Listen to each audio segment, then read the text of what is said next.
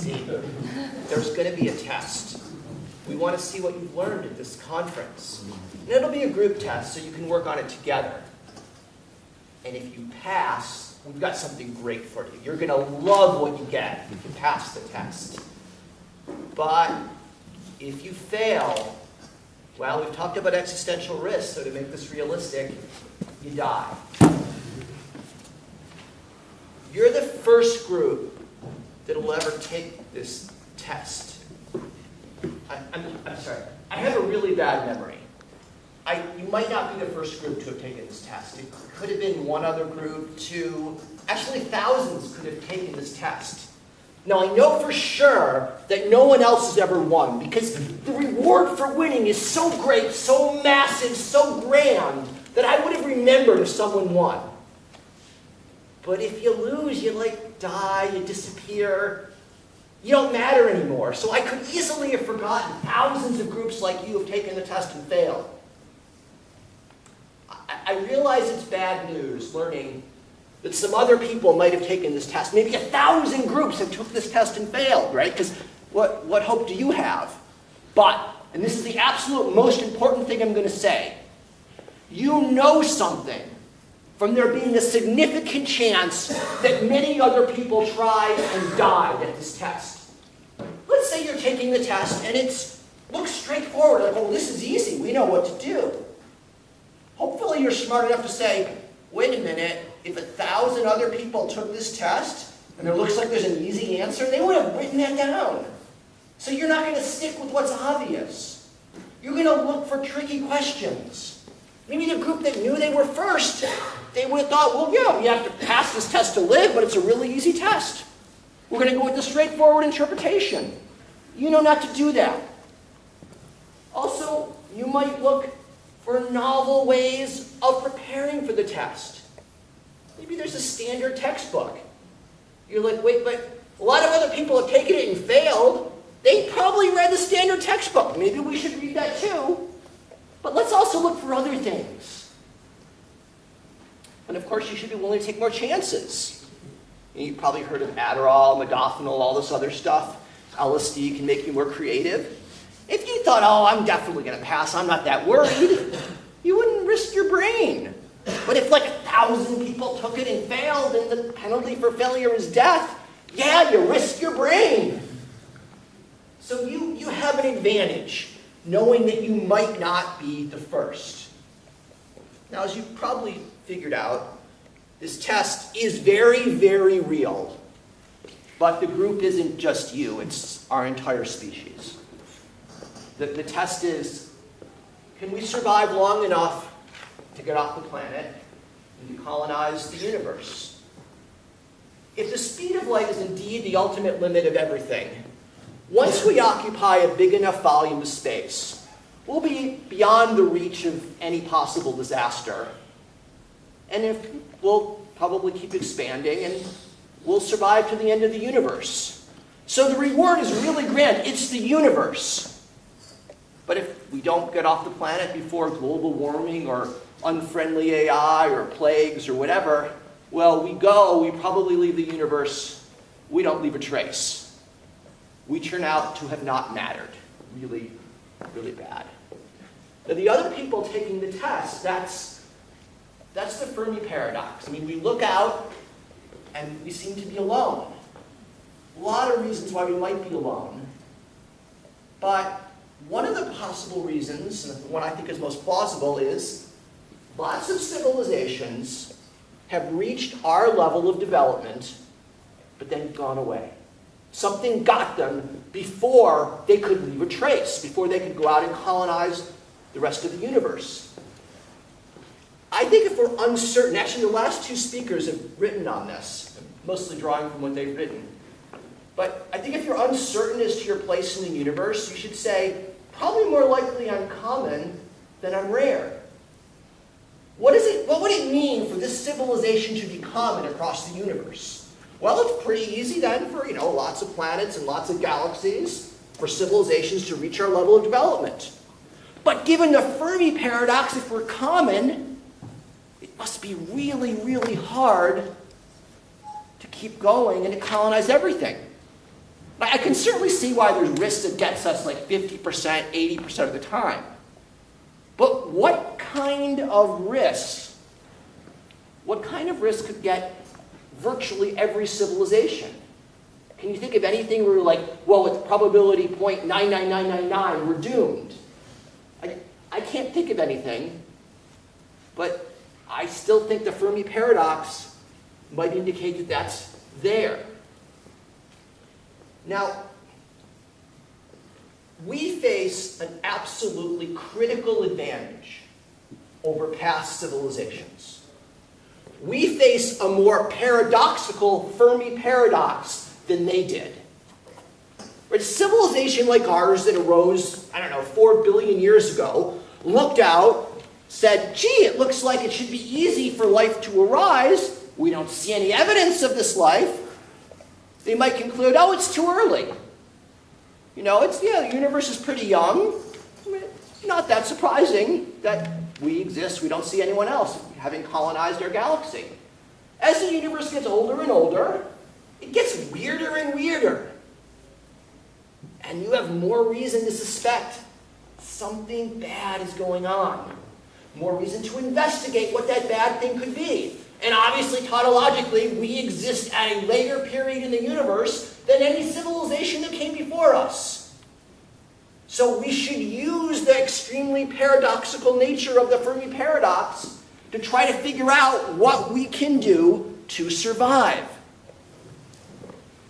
You're all probably familiar with the idea that our universe might be fine-tuned for life. And this goes like this, right? Let's say there's a multiverse, and in different universes in the multiverse, the laws of physics are different, or the constants of nature are different. And probably most of the universe, nothing like us could evolve. There's no possibility of having complex life. But for a small subset of the laws of physics, life can evolve. So if we look at our own laws of physics, we're like, whoa, what a coincidence. Things are just right for life. Well, it's not that much of a coincidence, because we could be only asking this question if we were in a universe consistent with life. I also think our universe might be fine-tuned for the Fermi paradox. We've heard about paperclip maximizers here. Let's say that's what normally happens. You have a universe that's fine-tuned for life, but not the Fermi paradox. Civilizations arise quickly. Then they create AGI and goes out and grabs all the resources and turns it into something not like us. In contrast, a universe fine-tuned for life and the Fermi paradox can have a huge number of civilizations like us. Those are the universes where we're common. And so we would predict, if most civilizations like us are in universes fine-tuned for life in the Fermi paradox, we're probably in a universe fine-tuned for the Fermi paradox. But what could that be? What could get almost all civilizations? Civilizations made of intelligent people. People capable of building spaceships and reaching our level of development. Of course, I don't know the answer, or that would have been in the title. But I think we should place a high likelihood on it being hidden. Hidden traps are hard to avoid. When people at Los Alamos were developing the atomic bomb, they were worried that detonating an atomic bomb would ignite the atmosphere and destroy everything. They did some calculations, and it turned out, of course, not to be true. But what if it was true, but for something you don't get to understand or any intuition for until after you solve string theory? That would have been the Fermi paradox, right? A lot of civilizations are going to attest an atomic explosion. Wouldn't think it would destroy everything, but if it does, that would get most civilizations. Maybe there's some kind of high-energy experiment that a high-tech civilization is going to want to do. It makes sense. You'll learn about the world. Now, it destroys your planet, but you're not going to know that until long after you've decided you want to conduct this experiment. So the main point of this talk is, we need to be really, really suspicious of hidden traps. We should look for them. And the clue is it should be a trap that would get a lot of other civilizations. You know, civilization where it was the octopus-like creature that achieved sentience and was building high-energy experiments or something. So what kind of trap could that be? So a physicist, if you're doing something, you're like, gee, if the laws of physics that we don't quite know are just this way, it'll destroy our planet. Maybe think, even though it might appear to be a 1 in a trillion case, no, maybe we're in that special universe.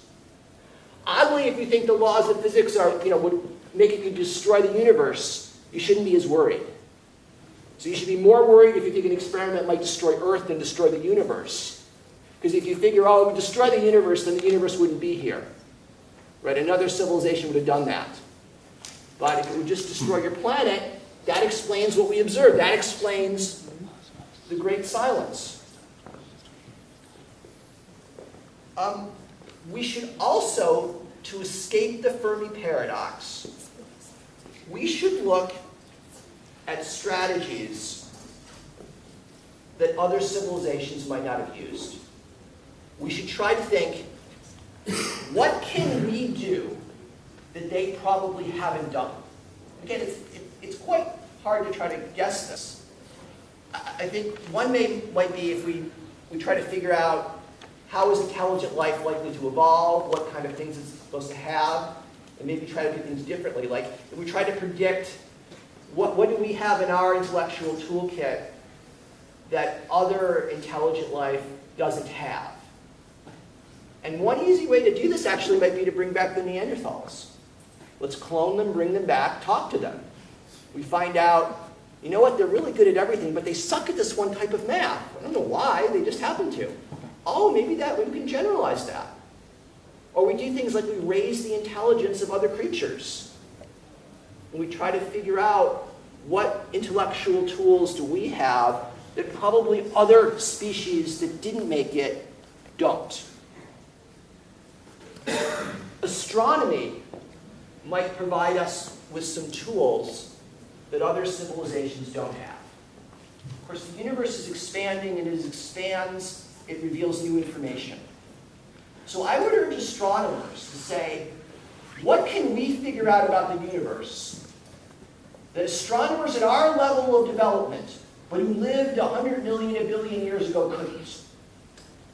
Because that could give us clues about how the universe works that other people didn't have.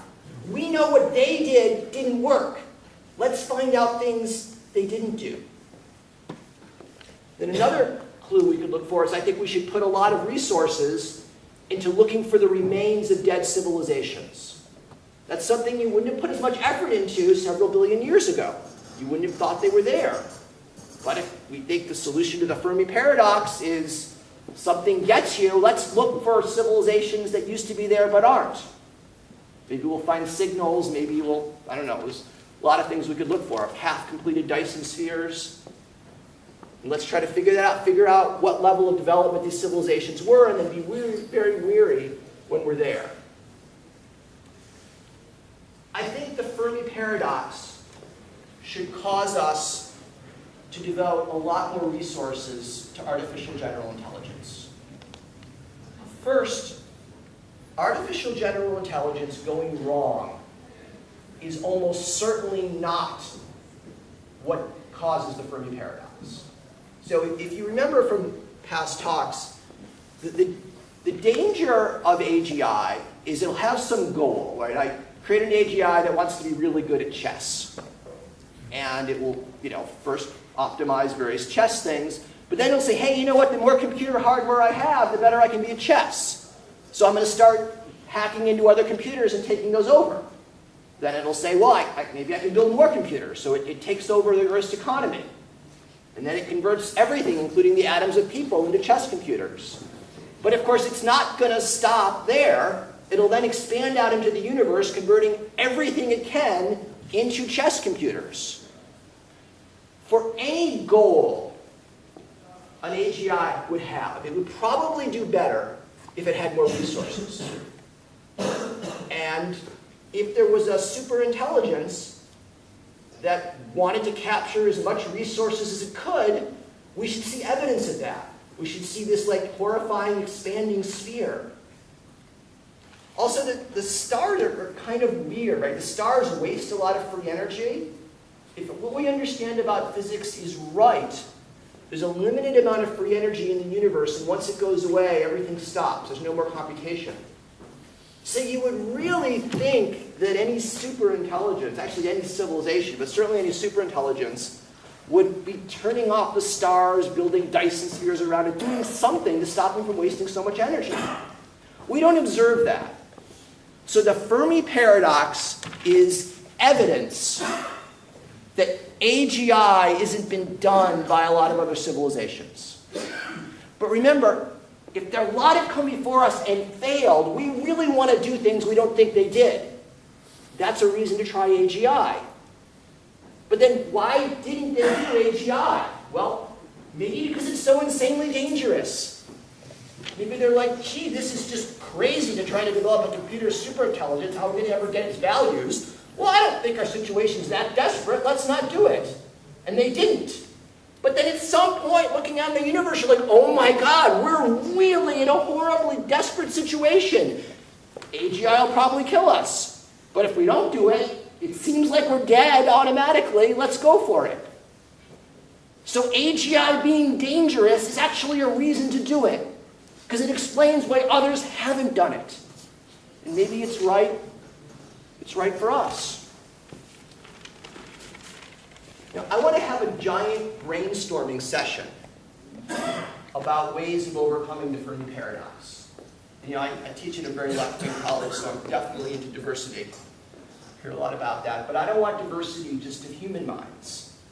I want a lot of different kind of minds. I want us to use CRISPR to raise everything as we can, like uplift every type of creature's intelligence. What I really want to do is I want to create biological intelligences that could not have naturally evolved. You see, across the universe, right, if the Fermi paradox is civilizations like ours don't make it, all the kinds of minds that evolution created, they're not good enough to find the trap. They can't do it. They're not up to it. So let's create the kinds of minds that evolution wouldn't have. I don't know what that would mean, but there must be limitations of evolution and intelligence. Let's do that. Of course, you're going to ask, well, wait, this is that deep of an insight. Why wouldn't other civilizations have done it? Well, the Planet of the Apes scenario, right? You create intelligent minds smart enough to help you solve problems, and they're very different from you. They could, you know, take your stuff, kill you.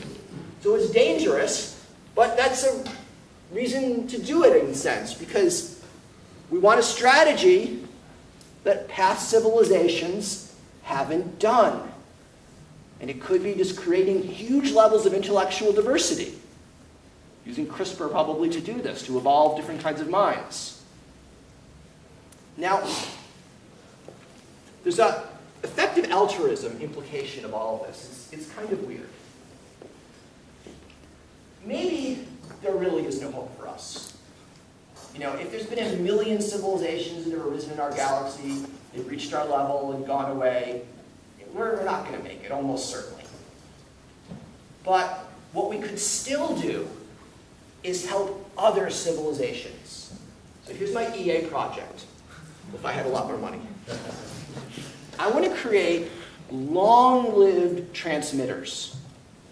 You know, put them in satellites orbiting the sun, maybe in the desert and Earth.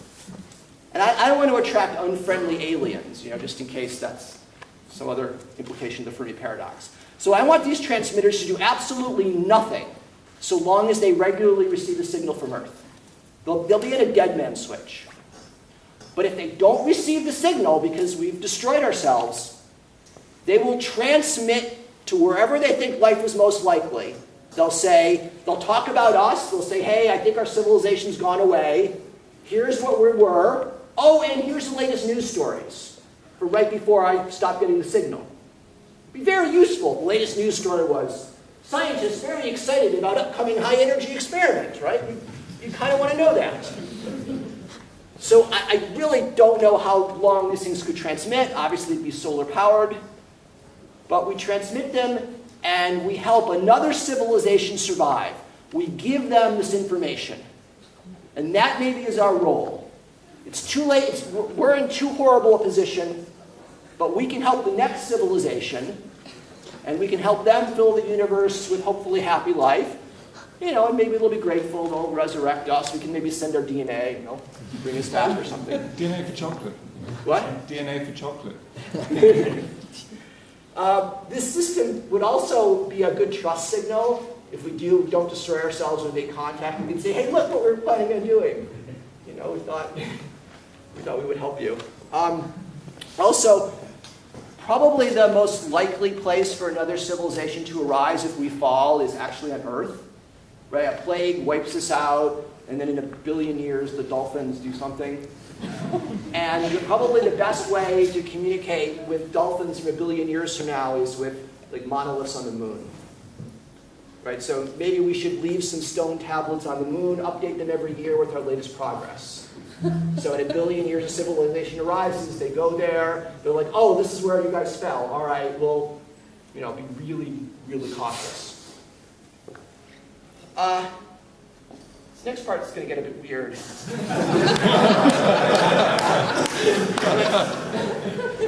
I think it's possible that building these transmitters could actually save us from the Fermi paradox. See, let's imagine that we escape the Fermi paradox from some weirdness from Elon Musk. Let's say he's like, hey, the speed of light isn't a barrier, I've created a teleportation machine, and I found all these other inhabitable planets. Just walk in and go, and we do that. We would be like, well, whatever gets people, what Robin has referred to as the great filter, we've passed that. Right? If we could spread to a whole bunch of planets, we'd think, well, we're no longer in the reference class of civilizations that seem likely to be doomed. But what is that reference class?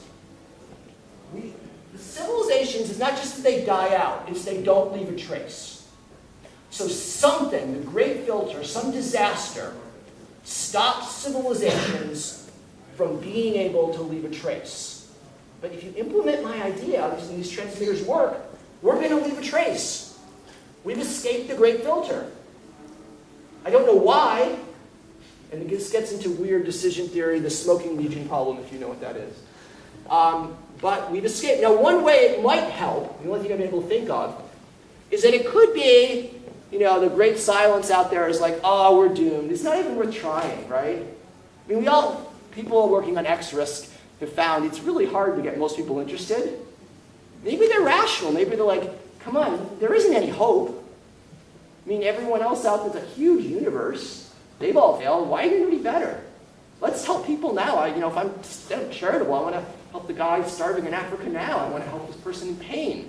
I mean, X-Risk, you're asking me to do something that can't be done. So if we did build these long-lived transmitters, we would no longer have to fear going away without a trace. Maybe this is sort of a self-fulfilling kind of prophecy.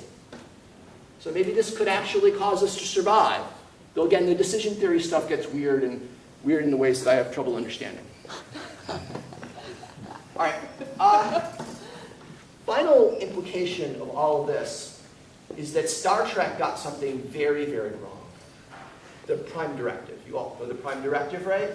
You cannot make contact with a civilization that hasn't developed warp technology because it would interfere in their natural development.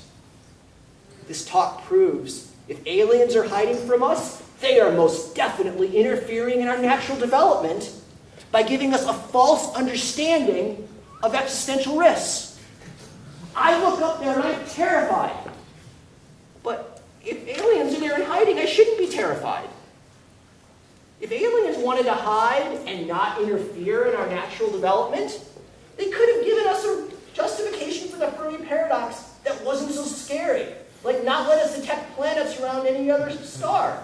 Then we would have looked up, well, there's no other planets. I don't know why that is, it's weird, but we're not at risk because we seem to have planets and they seem stable. Instead, by doing nothing, what they've done is kind of like a doctor coming up to you, knowing you're fine and saying, there's a high probability you have a fatal disease. Bye. The doctor's lying, he's interfered with you. That's what aliens are doing. So of course this is a an argument against the zoo hypothesis, that aliens are hiding. They're hiding while imparting fear on us, which maybe they're sadistic, I don't know. Okay, well, that's what I wanted to say. Thank you.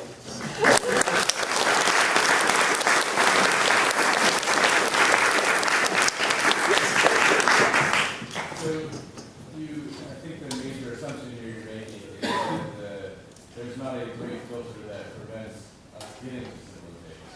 Some people think we're live, some people say yes, definitely. And that's because I'm putting high weight on us being common. And if, yes, it could be that we're special. Just to expand on that, I think if the great filter is early and we're not doomed, I'm probably in a computer simulation. And just think what happens, right? If we go on, there's really no major barriers to colonizing the universe. You know, trillions upon trillions of people will be born for every human alive today. They'll discover everything of science pretty quickly, probably, and they'll go forever. We live at actually the most important time because we live in a time in which our species can destroy itself. That wasn't true a few hundred years ago. We're fantastically important. Most people in this room have probably talked to someone who's talked to Donald Trump. Of the trillions upon trillions of people who will ever exist, under the normal, we're not common, the great filter's early. We're like way, not just the top 1%, but 1% of 1% of 1%. We're so incredibly special, that's just weird. And I would say someone's simulating me, right? The universe is filled with life. What was going on then when they could have destroyed themselves and didn't? So. Okay. My question is, what do you think about following idea to prevent the trap? That is, just try a random strategy. And in that case, we will do something which other group didn't do. Yeah, that could work too, definitely. So I have another question. What do you think about connection of your theory and the theory of Lee Smolin of the fecund universes which appear by black holes replications? If we create such black hole, we could be needed part for its creation and its work neatly. Oh yeah, the idea that universes spawn universes. Yeah, and we help them. Yes. That is why we fine-tuned both for black holes and for universes. Yes. I'm looking across the multiverse at places where there's lots of civilizations like ours. So that's true, and that itself wouldn't select for the Fermi paradox. What would select for it is if you take like a time slice and say, where are most civilizations like ours? And yeah, I know enough of relativity to know I shouldn't be taking time slices across the universe, but I don't quite know why I shouldn't. So. There is an interesting issue about time window. Basically, from 1945 until we can start spreading out far enough to be relatively safe, it doesn't seem to be tremendously far. It's kind of a historical continuous event. We didn't end up with Gerald owning space colonies. Technically, that was somewhat feasible if we had really pushed for it. I would estimate that you would have a time window that at its shortest might be 100 years from making nuclear weapons until you're spread across the solar system. That suggests that whatever the risk is, it needs to be relatively quick, and it needs to get you relatively, either when you're on a single planet within about a century from developing some very common technology, or the threat has to be solar system-wide and happen maybe within 1,000 years. That actually suggests also some interesting limits on whatever the trap has to be. There is rather weird physics limits on that. Yeah, and I think that's certainly something we should explore. This isn't a hopeless, like, there's a problem, figure it out. There's a problem, you know it's confined to this space, and just, be really cautious about what kind of thing it could be. So yeah, definitely. I was wondering, is there any plausible case to be made that all other civilizations have just evolved with radically different preferences, which have not made them enticed to go out and colonize anything, or at least not very far? Well, the problem is that why would they choose to leave the universe exactly in its natural state? It would have to be every civilization evolves the same preference, and everyone in that civilization. And why would they do that? We just look at life on Earth, it wants to expand, right? I mean, the driving force of evolution is replication. So it's really weird if there's life in the universe. It's like, well, let's not replicate anymore. Wouldn't there be some species or some element of a species like, yes, let's spread as far as we can So the Fermi paradox isn't not a radio telescope seeing silence. It's like there's no alien here. Why aren't they? You'd think that's the preference that evolution would give, but Robin. So you talked about making alternative kinds of minds that evolution wouldn't create as a strategy. But of course, all your predecessors had that as available as a strategy as well. So it doesn't obviously move you out of the space of things they would have done. It seems like it's really hard to guess what they would have done, not knowing anything they did. It seems like mostly you just want to take high variance and just try a lot of things in the hope that you're just going to find the tail of the distribution out where something works. But I don't see any particular reason to go any particular direction is more likely not to try. Well, the stuff that's dangerous. The more dangerous it is, the less likely people in the past who didn't feel as desperate would have done it. But they're just as desperate as us. No, not if they existed. If there's civilizations all the time, if there's been 1 million civilizations that could have reached us, then yeah, it's continuous. But if there's been 20, some of them existed, a lot of them existed really far in the past, and they didn't face this paradoxical Fermi paradox. But I certainly agree, a high variance strategy is good too. We're more likely to accidentally hit upon something that wasn't tried. I think people at 1 billion years after the Big Bang should still have been puzzled. Yeah, but not as much. It's not that big a difference. Isn't it? I mean, if you look at how much time there's been in planets, you had a planetary development. I'm not sure, but... You mentioned having transmitters that send out a signal and don't do this. And technically that's probably not very difficult. You can have Good. in the sun. The average forever. Yes. We don't hear that from any place in the universe. Yeah, it's probably because we're nicer than they are. The indication that the Fermi paradox is basically wrong. That in the sense that this is not difficult to do. We could do it tomorrow, basically. Okay. It's much easier than doing it tomorrow. And still we don't hear it. Of- So there are no other civilizations. Of course, there's a jump from one guy in a room of 50 people suggesting it to our civilization hasn't, decided not to or doesn't. I mean, it's probably not going to happen, right? I mean, this is a very low. No, So, this is easier than hyperloop. But- This is easier than I know, but we're still almost certain. But if you had to estimate, what are the odds this guy's actually get this implemented, right? You're going to go way below 1%. So we're probably not going to do it, right? I mean, if I could talk to 20 most powerful people in the world tomorrow, I probably couldn't get the money to do this, realistically. Fermi paradox more than the probability. Yeah, I mean, the thing with the Fermi paradox is everything seems wrong, right? You look at it like this can't, you can come up with solutions, but they all are bad. That's why I think it's such a great paradox. So I was thinking, from my understanding of sending signals into space, it's actually extremely difficult to send a signal at long distance. Your signal grows weaker in distance at such a rate that communicating at hundreds of light years means the signal is going to be extremely weak. And that our current capabilities, when we are looking for signals coming from space, and we build these huge facilities, it's actually this detection range we have is actually fairly short. They're not like scanning the galaxy, they're just looking out maybe some hundreds of light years. So it would, as far as I understand, would require spectacular better There's technology. a great paper by Benford where they show that for roughly $1 billion, that's that big signals that go out to light years. They worked out the actual mechanics of it. One of the authors is Oh, Yeah, it's not a radio signal that goes in all directions. yeah, but it's more focused, right? Yeah. A laser is even better. dispersed. Yeah, and of course we could have some AI on the transmitter that doesn't just transmit randomly, it like picks where things could go. And of course, if we're thinking of a time scale of billions of years, we could actually send out really slow-going rockets with messages on it, like this, where it's obvious it's an artificial thing and it has writing on it. We wouldn't save anyone for a long time, but given the universe has a lot more time in it where life can develop, and we could save a far distant in time civilization from being destroyed. Could I add to that? Just in case we're the only planet with multicellular life, could we kind of think of ourselves as a biological fungal net and send out spores in every useful direction? Hope to seed life on other planets that had almost all the ingredients needed for multicellular life, Yeah. without the initial DNA. No, I agree. It's like NASA tries to make sure they're not contaminating the moons of Saturn. I'm like, no, let's contaminate it, right? That's, Well, you if have we to go, let's hope there's life somewhere else, Let's yeah. go beyond the solar system, and then we're not dependent on receivers at the other end, electronics, and so on. Yeah, no, I agree if you think life is good. Of course, if you're a negative utilitarian, that's the worst possible thing to do. Yeah, I'm not pushing. So what if the Fermi paradox is explained by everybody else reaching the same conclusion as you, finding a high-grade plan and then align? Yes, the difference is the asymmetry of when you exist. Yeah. We exist at a later time. And of course, even if everyone's trying it, we can use randomness, as was suggested. So we can do weird things, we can put more effort into it.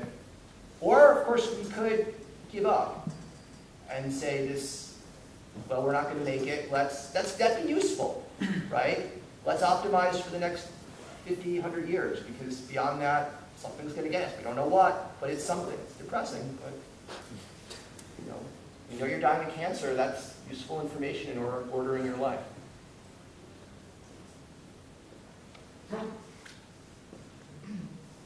Oh, yes. You mentioned the link between AGI and the Fermi paradox, and specifically that sort of this suggests that many societies either they refrain from developing it because if they did, then it would leave a clear mark on the universe. It could destroy that, yeah. But if it destroyed them in a way that the AGI still spreads and is still visible. Right. It would leave a trace. Right. But it would seem that given the sort of the how tempting an AGI would be for many civilizations, for many goals, it seems unlikely that sort of all civilizations would refrain from developing it just because of the theoretical danger. And this suggests to me rather that if we're not seeing either civilizations or we're not seeing the AGIs that destroy those civilizations, this suggests that AGI is impossible. It is certainly Bayesian evidence that AGI is hard or something gets you before then. Right. But we could translate it as we should put more resources into AGI than we otherwise would. And more resources than any other society ever has. Yeah, we have to estimate. Right. But we have more reason to put resources into AGI than a civilization that existed closer to when civilizations first come into being. Right. So. Imagine a simpler case where you know that you're the fifth civilization to run. So, and suppose you also had a set of plans to do, and you order them by plausibility. So the first civilization most likely does the most plausible thing. If you know you're second, you know the most plausible thing is not what you should be doing. But you should probably do the second one because that's the most likely. If you know you're sixth, okay, let's go down. Of course, now we can generalize this a little bit because it's all kind of stochastic. You're not entirely certain about where on the table you are, and the plans might actually fail for other reasons. But you can basically do this as long as you have a fairly decent prior of where you are on the table. So if you think that we have a second civilization to emerge in the universe, we should do something fairly reasonable. If we're the Google next civilization, we should just try something really reasonable. Yeah. So it seems very important that you get data to set a prior roughly on how many we believe there is before. This seems to be, however, a rather tricky thing. We end up with a broad distribution. No, I agree. Getting data is very important. One way, of course, is astronomy. We look for evidence of life. If we find like plant life on a solar system far away or something doing the atmosphere, yeah, we're much more likely to be much later. So yeah, we're always going to have a distribution. But yeah, we certainly could gather a lot more data, and you could say an implication of this is more resources should go in to getting this data. Because that would really, as you say, it would really inform what decisions we should do to try to escape existential risks. Definitely. Yeah. Okay. Oh, yes, Robin. So I'd like you to elaborate on the distinction between existential risk priorities and Fermi paradox priorities. I mean, it's almost the same. Mm-hmm. So for an existential risk audience, you might want to emphasize the slight deviation you're saying, which is, instead of just focusing on surviving far enough to make some noise. Yes. Yes, so if we put a high probability on something will get us before we can make noise, then we should be more scared of X risks that'll get us before we can make this noise. And we should put more effort into getting to the point where we can make noise and figure then we're more likely to be safe. Is that,